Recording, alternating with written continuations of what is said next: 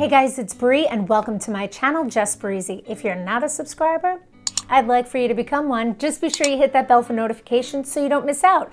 We upload weekly content to connect to others through mental health videos and parodies because I believe humor and kindness and love and all that good stuff, it connects us all. So in this vlog, this video, I wanted to talk about depression.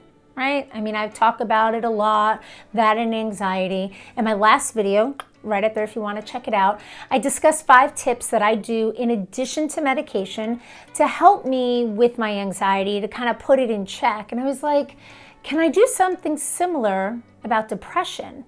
I'm looking at other videos, seeing what other people are doing sometimes just to get different ideas and everything that people are talking about. 5 tips, 10 tips for depression. It's all the things that I'm sure if I were to say to you, get out a pen and a piece of paper.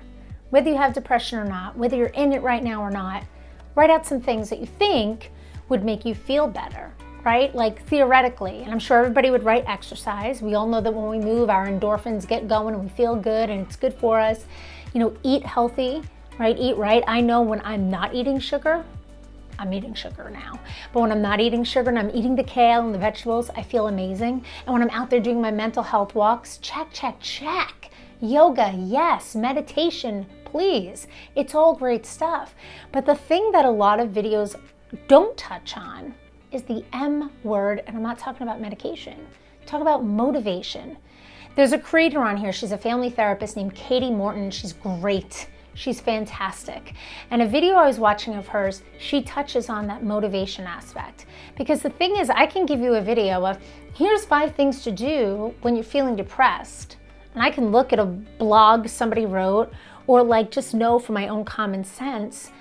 But because I struggle with depression, I know that when I'm down here, when I'm in it, when I'm in that swamp of despair, where it hurts, where there's that weight of heaviness, good luck getting me to do exercise.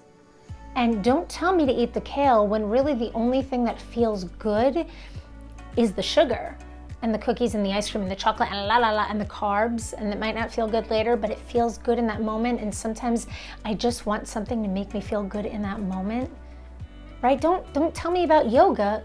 Good luck getting me up, getting me in the yoga clothes and getting me motivated to go.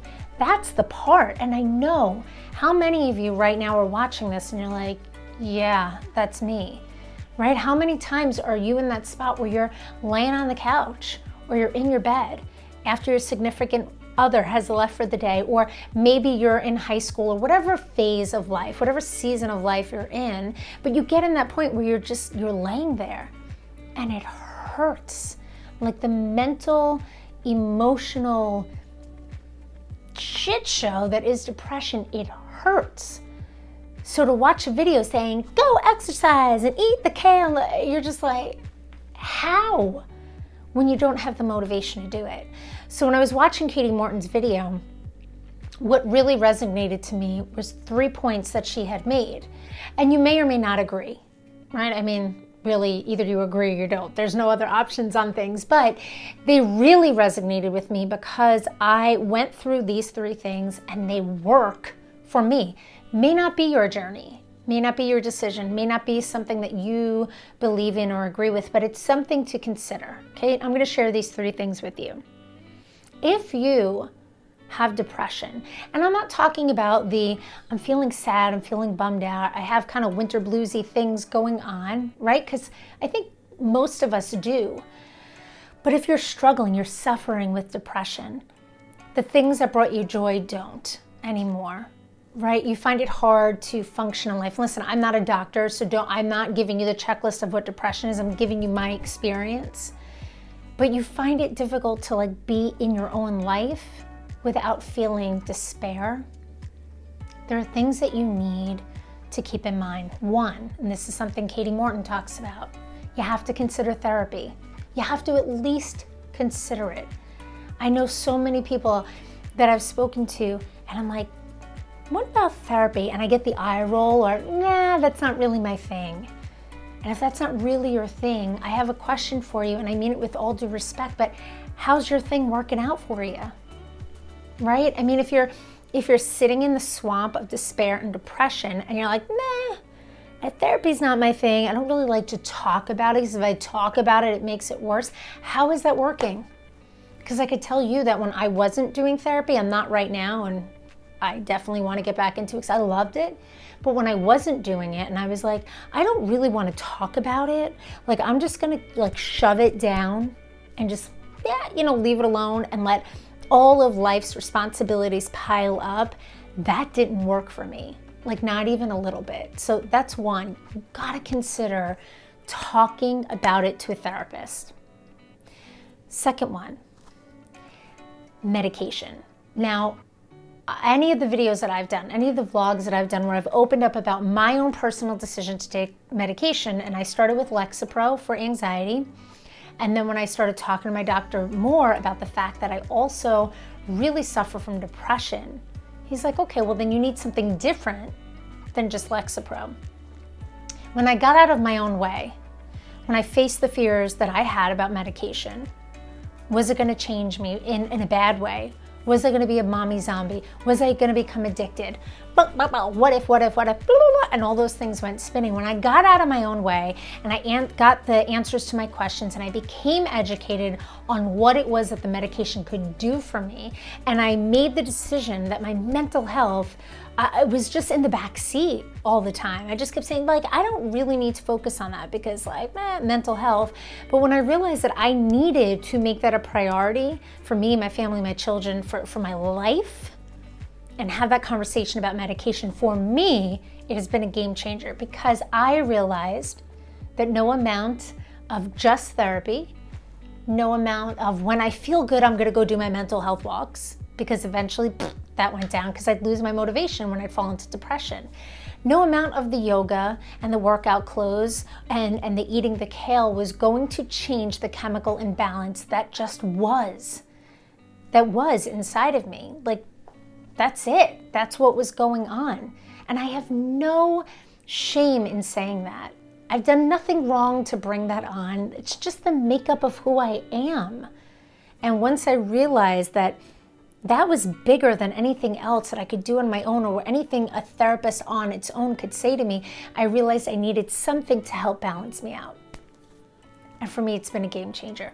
The third thing is accountability, right? How many of you, when you're feeling good and you start the workout, you start whatever, you do better when you have an accountability partner, right? You have that friend where I don't really want to go to the gym today, but if I made plans with my friend Jackie and she's going to be there and she's kind of counting on me, well, then I'll go for her, right? But in the end, you went for you because you got something out of it. Have an accountability partner. Don't let it be somebody that's going to like have a pity party with you. Like, absolutely have it be somebody that could relate to you, that you can trust, but that's also going to build you up, that you're going to build each other up together, and you're going to just take on whatever it is together. Don't pick somebody they're going to sit there and like wallow away and piss away life. Piss away life. I don't even know where that came from. But those are the three things that really, when I was looking at videos, like, what are some tips for depression? I'm like, forget about all the stuff that's good stuff. The exercise, eating right, I'm not saying like don't do that. But there's a step in the middle here that we're missing, because when you're so down deep in it, it's almost laughable to think about doing exercise and eating right and meditating and all of that when you can't even get out of bed. And if you're in that spot, you gotta think like, maybe I need something extra here. Therapy, perhaps, medication, perhaps, accountability partner, that support system. Those are the three things. Those are the three things that are then gonna get you to the videos that say, here are the 10 things you can do. Let's exercise, let's eat the good things. Like, those are the things that are gonna get you there. Okay, I'm done. I'm off my soapbox. But guys, honestly, I know, because I've been there, I know how much it can hurt and how much it could feel like it's never gonna go away, but it's temporary. It is temporary if you take ownership over it. If you grab that by the kahunas and say like, no, I got you, you don't got me, and we're gonna kind of fight this. You can do it, you absolutely can. So if this resonates with you, right? If it's something that you're like, yeah, that's exactly the place I'm in, I'd love to know. I'd love to know where you're at right now. What part of this resonated? What is something that you're going to do to take ownership of it? Leave it in the comments. Give a little like if you liked it. Feel free to share, right? Because so many people out there are struggling with this. And I know some of this is going to resonate to somebody else that perhaps you share it with. All right, guys. Well, thank you so much. Thank you for your time. Thanks for checking this out. And we shall chat again soon.